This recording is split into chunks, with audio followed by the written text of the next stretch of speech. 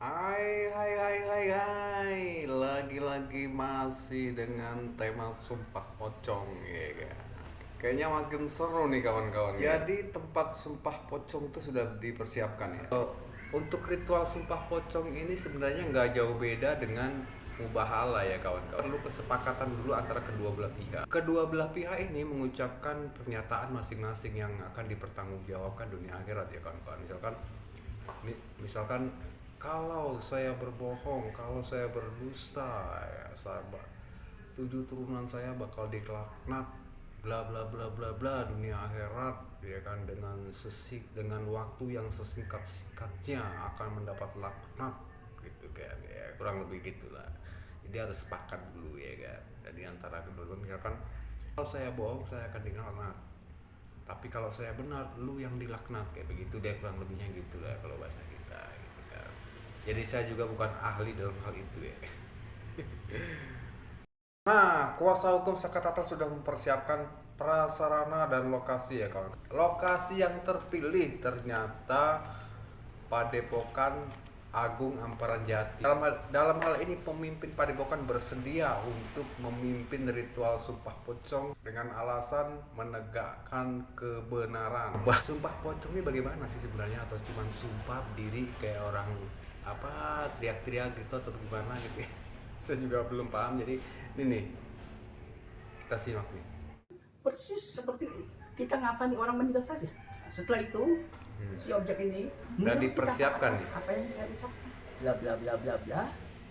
Apabila saya berdusta, saya berbohong dengan sumpah pocong ini, maka saya dan 7 keturunan saya siap menerima kayak mandi jenazah ya gitu. dari Allah. Jadi kayak ritual orang mau dengan ngubur azab yang mayat amat gitu kali ya. pedih Kayak dunia maupun jadi di akhirat. ritualnya Nah, itu tuh kan mungkin di awal-awal kayak orang mau memakamkan jasad manusia gitu ya kan. Kayak proses penguburan lah ya. Kayak begitu. Jadi nggak kebayang loh, nggak kebayang orang hidup jadi didandanin gitu ya kan. Orang hidup didandanin ala-ala pocong gitu kayak orang meninggal gitu ya kan. Ngeri juga lah ya. Ngeri melihatnya ya kan. Fotonya dilakukan di Amparan Jati Plumbon.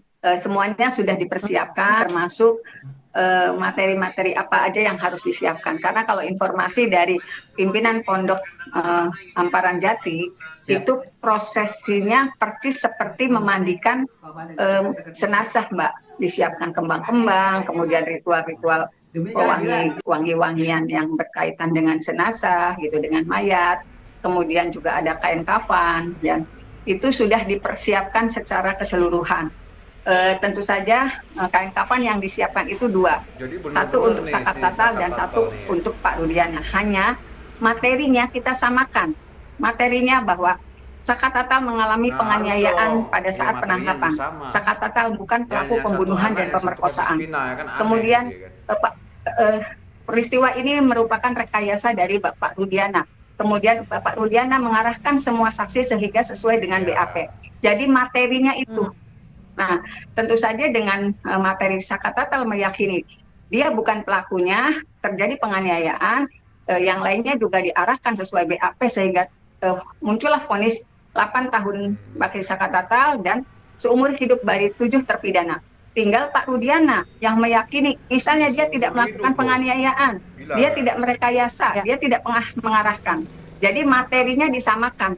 Kami tidak menginginkan kalau sumpah pocong hanya mengatakan Eki itu betar anaknya, karena kami juga tidak pernah menyaksikan itu. Siapa yang menyaksikan? Seluruh tim kuasa hukum tidak pernah menyaksikan itu Eki itu bukan anaknya. Kita sangat yakin Eki memang materinya yang disamakan.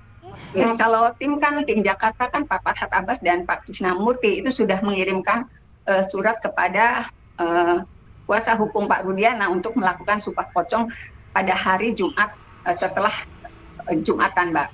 Agendanya seperti itu. Kalaupun misalnya tidak akan hadir, ya kenapa kalau di media dia meyakini berani bersumpah kosong, berani bersumpah apapun gitu.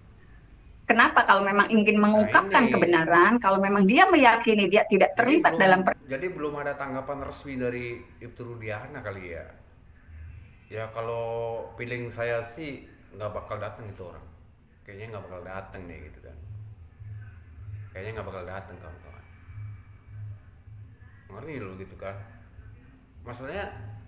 Masalahnya dari saksi dari persidangan PK kemarin tuh ya banyak kejanggalan. Bahkan ada ahli forensik atau apa sih itu namanya, itu ratusan kejanggalan ditemukan di BAB apalah itu namanya gitu. Jadi banyak kejanggalan perkara itu, dan seperti yang disampaikan di media kan dia hanya 15 menit berhadapan setelah melakukan penangkapan. ya, Kalau keyakinan dia begitu kuat, kenapa gitu tidak kan? hadir gitu? Kan kita juga tidak melakukan upaya-upaya secara fisik kepada beliau gitu, apalagi mungkin dengan 60 pengacara ya kita kalah jauh, Pak. Kita tuh sedikit banget pengacara di Sakatata, nggak berpuluh-puluh sampai 60 seperti yang pengacaranya Bapak Rudiana. Jadi tidak ada yang dikhawatirkan apabila datang pada hari Jumat, Kak. Karena secara fisik juga kami tidak melakukan upaya nggak bakal kekerasan dikeroyok juga apapun lah gitu. gitu, dateng dong.